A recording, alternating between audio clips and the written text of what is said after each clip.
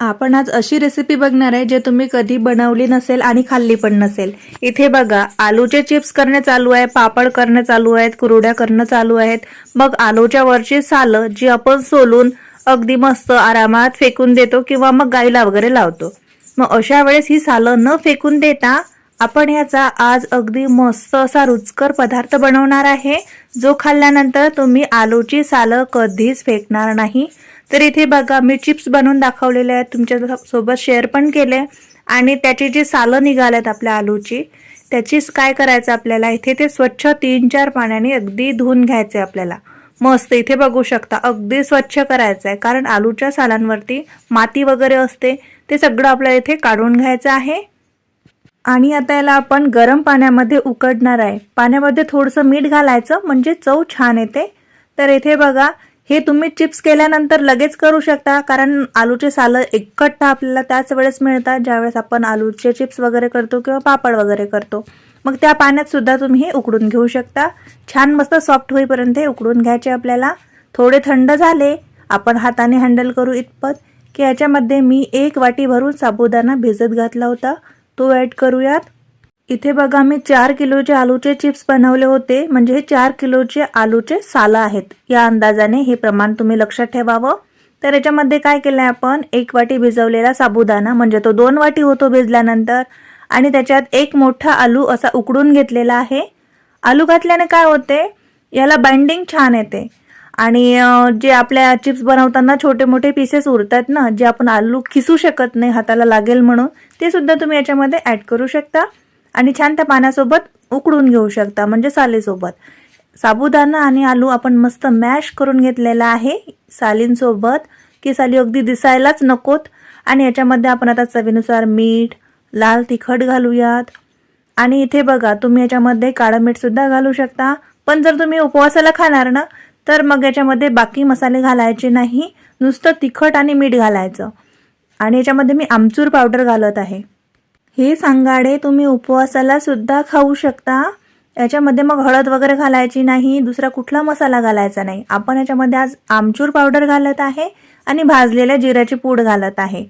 आणि बघा, इथे 1 चमचा मी हे धने पावडर घातलेली आहे। तुम्ही याच्यामध्ये चाट मसाला घालू शकता, चिली फ्लेक्स घालू शकता तिखटाचं प्रमाणानुसार, किंवा मग हिरव्या मिरचीची पेस्ट सुद्धा घालू शकता। हिरवा सांबार म्हणजेच कोथिंबीर याच्यामध्ये ॲड केली तर खूप छान लागेल। आणि याला बघा, छान असं मिक्स करून घ्यायचं आहे। आता काय करायचंय, हाताला थोडं तेल लावून घ्यायचं, किंवा तुम्ही पाणी सुद्धा लावून घेऊ शकता। थोडं पाणी लावायचं किंवा थोडं तेल लावायचं, 2 पैकी काही लावू शकता। अगदी थोडं लावायचं, बघू शकता। आणि छोटासा गोळा घेतला की हातावरती याला असं थोडं थपथपायचं, अगदी अलगद निघते पाण्याच्या साहाय्याने। आणि बघू शकता, उन्हात आपण एक कागद घातलेला आहे, म्हणजे मेनकापडावरती आपण आज हे वाढवणार आहे। छान अशी पातळ पातळ बनवायचे, म्हणजे लवकर वाढतील। आणि जास्तच पातळ नाही बनवायचे, कारण हे आलूच्या सालीपासून बनवलेली आहे, आणि तेलात गेल्यानंतर आलूची साल अगदी लवकर ती मग जळायला लागेल, म्हणून थोडेसे मीडियम साईजचे। बघू शकता इथे तुम्ही व्हिडिओमध्ये दाखवल्याप्रमाणे छान मस्त। आता हे 2-3 दिवस आपल्याला कडकडीत उन्हात असे मस्त वाढून घ्यायचे आहेत। बघू शकता, अगदी मस्त वाढलेत आपले आता हे सांगाडे, खूप छान। हिरवा सांबार जर घातला ना, सांबार म्हणजेच कोथिंबीर, तर आणखी दिसायला सुंदर दिसेल। तर इथे बघा, 4थ्या दिवशी हे छान असे वाढून तयार आहेत, कारण थोडं ऊन कमी होतं मधात पाऊस आल्यामुळे, नाहीतर हे 2 दिवसात अगदी आरामात कडकडीत उन्हात वाढून तयार होते। आणि हे 1 वर्षभरासाठी तुम्ही कुठल्याही एअरटाईट डब्यामध्ये भरून स्टोअर करू शकता, अजिबातही खराब होणार नाहीत। मस्त वाढवून घ्यायचे। आता मी तुम्हाला हे थोडे तळून सुद्धा दाखवते। आणि कोणी म्हणेल का, हे आपण आलूच्या सालीपासून बनवलेले आहे, जी आलूची साल आजपर्यंत आपण फेकून देत आलेलं आहे। तर इथे बघा, तेल तापलं की थोडंसं चेक करायचं, मस्त तेल आपल्या इथे तापलेलं आहे, बघू शकता अगदी मस्त फुललंय हे। तर आपण आता हे काढून घेऊयात, आणि मी इथे तुम्हाला मस्त इथे हे छान तळून दाखवते। आता इथे बघा, हे तुम्ही सॅलो फ्राय सुद्धा करू शकता। हे खिचडी सोबत एवढं छान लागते खायला, सांगाडे खूप चटपटे लागतात। याच्यात तुम्ही आणखी कुठले मसाले वाढवू सुद्धा शकता, आणि कुठले कमी सुद्धा करू शकता। जसं मी आधी सांगितल्याप्रमाणे, तुम्ही जर स्पेशली उपवासासाठी बनवत असाल तर बाकी कुठलेच मसाले घालायचे नाही। आणि जर असे मस्त ऐनवेळी कधी खायसाठी बनवणार मुलांसाठी, तर आणखी कुठले मसाले ॲड करू शकता, जसं चाट मसाला झाला आणि थोडंसं धनिया पावडर वगैरे सर्व असं ॲड करून मस्त चटपट असे सांगाडे बनवून तयार करू शकता. बघू शकता काय मस्त साबुदाणा फुललेला आहे. आणि ऐनवेळी तुम्ही कुठल्या पाहुण्यांना सुद्धा दिलं नाही तर ते ओळखू शकणार नाहीत. नाहीतर एकदा बनवा आणि कुणाला खायला द्या आणि सांगा की हे मी आलूच्या सालीपासून बनवलंय. सर्व असे आश्चर्यचकित होतील आणि एक खाल्ल्यानंतर कोणीच थांबू शकणार नाही. 2-3 तर असे पटापट खाल्ल्या जातील. खूप मस्त चटपटे आणि तोंडाची चव बदलणारा पदार्थ आहे. एकदा नक्की ट्राय करा. आता आलू चिप्सचे सीझन चालूच आहे, म्हणजे आपण सगळे बनवत आहे घरी. खूप सारे पदार्थ, उन्हाळ्याच्या वाळवणीचे पदार्थ सुद्धा मी तुमच्यासोबत खूप शेअर केलेले आहेत. ते आपल्या चॅनलवरती आहेतच, नक्की बघावे. आणि हा पदार्थ आवर्जून बनवावा.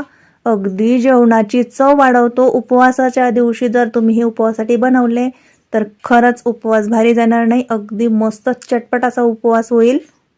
आणि आपण आलूची साल फेकून न देता त्याचा अगदी रुचकरसा पदार्थ बनवला. याचं तुम्हाला अगदी मनाला अशी खूप म्हणतात ना आपण स्वतःची पाठ थोपवून घेणे, त्या पद्धतीने नक्कीच तुम्ही हे खाल्ल्यानंतर तुमच्या कुटुंबातील सगळे सदस्य तुमची तारीफ केल्याशिवाय राहणार नाही. हे बनवताना तुम्ही मुलांची सुद्धा मदत घेऊ शकता. त्यांना खूप मजा येते आणि काहीतरी क्रिएटिव्हिटी त्यांच्यातही वाढते. त्यांनाही खूप मस्त वाटते की आलूच्या सालीपासून आपण आज काहीतरी मस्त रुचकर असा पदार्थ बनवत आहे. आणि बनवायला किती सोपं आहे तुम्ही बघितलं. मिश्रण एकदा तयार करायचं आणि मुलांच्या साहाय्याने ते टाकून घ्यायचं. त्यांनाही मजा येईल, तुमचंही काम पटापट होईल. आणि इथे बघा अगदी दुप्पट ते तिप्पट हे फुलून तयार होतात सांगाडे. तर मग एकदा सांगाडे नक्की बनवा आलूच्या सालीपासनं. आणि कसे बनले होते मला कमेंट बॉक्समध्ये नक्की सांगा. आवडले तर लाईक करा, आवडणारच याची मला गॅरंटी आहे. आवडल्यानंतर परत येऊन प्लीज लाईक करा, कमेंट करा आणि आपल्या मित्रपरिवारात नक्की शेअर करा. चॅनलला अजूनपर्यंत सबस्क्राईब केलं नसेल तर हक्काने सबस्क्राईब करा. तुम्हाला या चॅनलवर अशा साध्या सरळ आणि सोप्या रेसिपीज पाहायला मिळतील. तर भेटूया नवीन व्हिडिओमध्ये नवीन रेसिपीसोबत. तोपर्यंत नमस्कार.